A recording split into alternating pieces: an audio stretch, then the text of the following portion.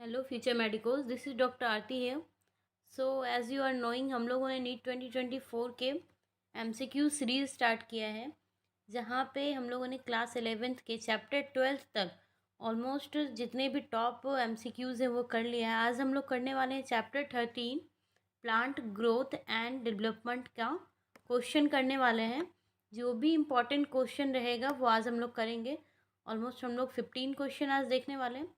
तो चलिए हम लोग स्टार्ट करते हैं। क्वेश्चन नंबर 1 देखते हैं। क्वेश्चन नंबर 1 है, what is the primary pigment involve in photosynthesis. कह रहा है कौन सा प्राइमरी पिगमेंट है फोटोसिंथेसिस का। ऑप्शन देखते हैं, chlorophyll A, chlorophyll B, carotenoids, ज़ैंथोफिल्स। तो इसका जो ऑप्शन अपना आएगा, ऑप्शन नंबर ए होगा answer, because chlorophyll A is the primary pigment that capture light energy during photosynthesis। ये क्या करती है? लाइट को कैप्चर करती है। चलिए नेक्स्ट क्वेश्चन पे आते हैं। Question number 2, during the light dependent reaction of photosynthesis where do the photosystems responsible for capturing light energy reside. Capturing light energy, तो अब हम देखेंगे इसका क्या होगा। ऑप्शन देखते हैं, thylakoid membrane, stroma, granum and chloroplast envelope.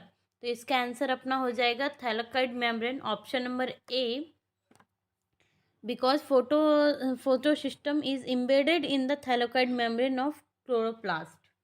ये कहाँ इम्बेडेड होता है? जो फोटो सिस्टम होता है वो कहाँ इम्बेडेड? थाइलोक्वाइड मेम्ब्रेन के क्लोरोप्लास्ट में इम्बेडेड होता है, इसलिए अपना ऑप्शन क्या आ जाएगा? ऑप्शन नंबर ए करेक्ट आ जाएगा। नेक्स्ट क्वेश्चन पे चलते हैं। Question number 3, which molecules is produce as a result of the light dependent reaction and it is use to fuel the Calvin cycle, या इसको सी साइकिल भी बोलते हैं, C3 साइकिल बोलते हैं। ऑप्शन देखते हैं, ATP, NADPH, oxygen and carbon dioxide. तो इसका जो आंसर आ जाएगा वो आ जाएगा option number B, NADPH, because NADPH along with ATP are product of the light dependent reaction and serve as energy carrier for the Calvin cycle या फिर C3 साइकिल, जिसको हम लोग C3 साइकिल भी बोलते हैं। चलिए नेक्स्ट क्वेश्चन की तरफ चलते हैं। Question number 4, where does the Calvin cycle take place in the chloroplast. Option देखते हैं, thylakoid membrane, stroma, granum, chloroplast envelope. तो अपना आंसर आएगा option B, stroma, because the Calvin cycle also known as the light independent reaction occur in the stroma of the chloroplast। चलिए next question पे चलते हैं। Question number 5, which enzyme is responsible for fixing carbon dioxide during the Calvin cycle, C cycle. Answer देखते हैं, rubisco, sorry option देख रहे हैं, rubisco, ATP synthase, NADPH plus reductase, PPE carboxylase. तो अपना आंसर क्या आ जाएगा? Rubisco, option number A, because rubisco में क्या होता है? राइबोलोज 1,5 बाईफॉस्फेट कार्बोक्सिलोज या ऑक्सीनेज इसमें होता है। It is the enzyme that catalyses the fixation of carbon dioxide in the Calvin cycle. Next question पे चलते हैं। Question number 6, the process of photorespiration occur when. Photorespiration का प्रोसेस कब होता है? There is excess carbon dioxide in the atmosphere, oxygen level are high, carbon dioxide level are low, chlorophyll level are low in the chloroplast and temperature is low inhibiting photosynthesis। तो इसका option अपना B आ जाएगा, oxygen level are high and the carbon dioxide level is low, because photorespiration occur in plant when the concentration of oxygen is high। जब oxygen का concentration high रहेगा और carbon dioxide का लेवल लो रहेगा, तो wasteful process insist efficiently photosynthesis.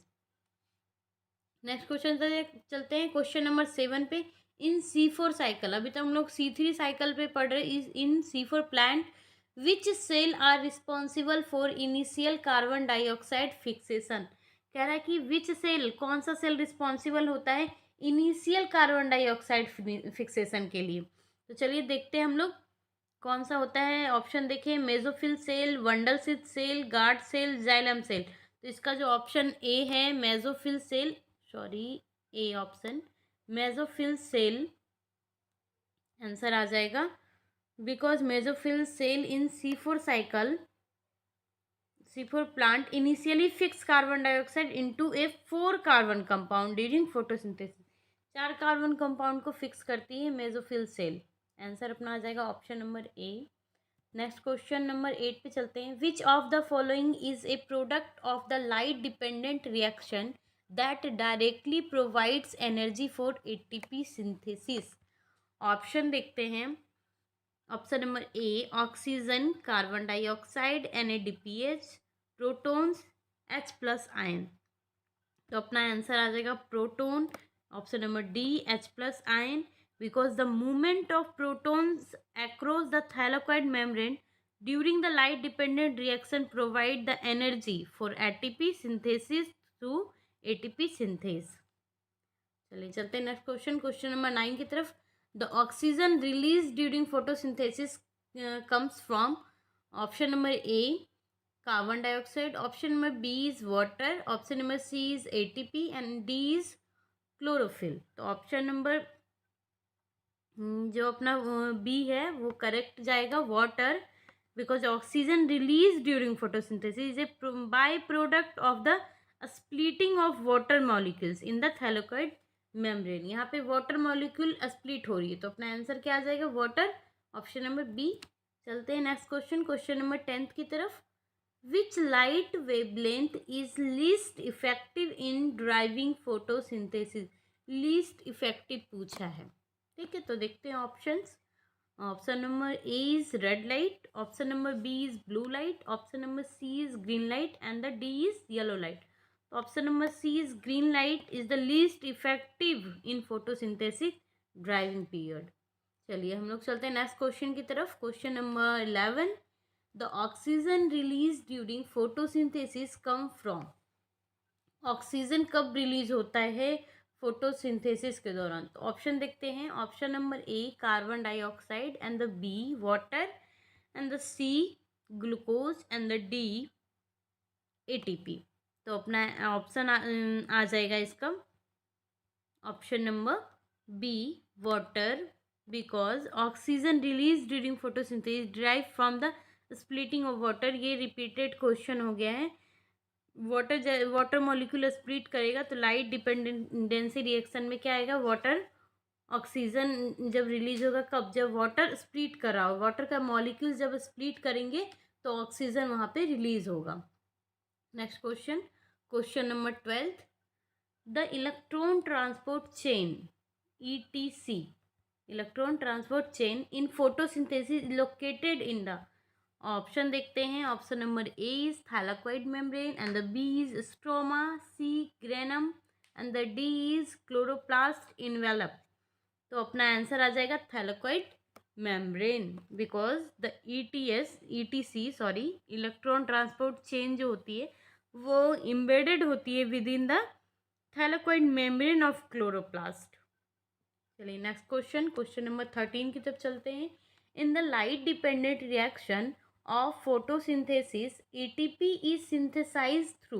ATP कैसे बन रहा है, कैसे सिंथेसाइज हो रहा है। ऑप्शंस देखते हैं। Electron transport chain, Calvin cycle and photolysis of water and carbon fixation.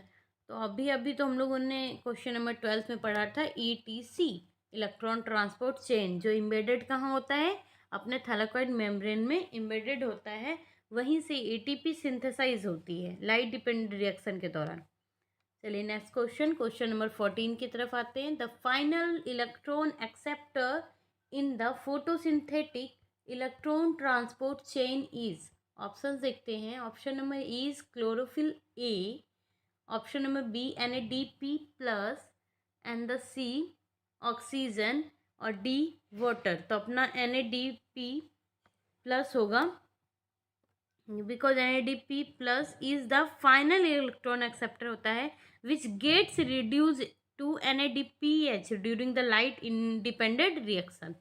Next question and the last question is, which product of the light dependent reaction is involved in the synthesis of organic molecules during the Calvin cycle? C3 cycle के बारे में पूछ रहे हैं यहाँ। तो option देखते हैं, ATP, NADPH, oxygen and carbon dioxide. देखिए यहाँ पे जो है ना आंसर अपना ATP भी आएगा और NADPH भी आएगा, तो अपना ये दोनों ही सही आंसर है।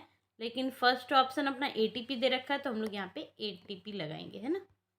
यहाँ पे अपना करेक्ट ऑप्शन ATP हो जाएगा। और वैसे आंसर बोथ होगा कि because both ATP and NADPH generate in the light dependent reaction are utilized in the Calvin cycle for the synthesis of organic molecules. ये अपना लास्ट क्वेश्चन था। So thank you for the watching my video.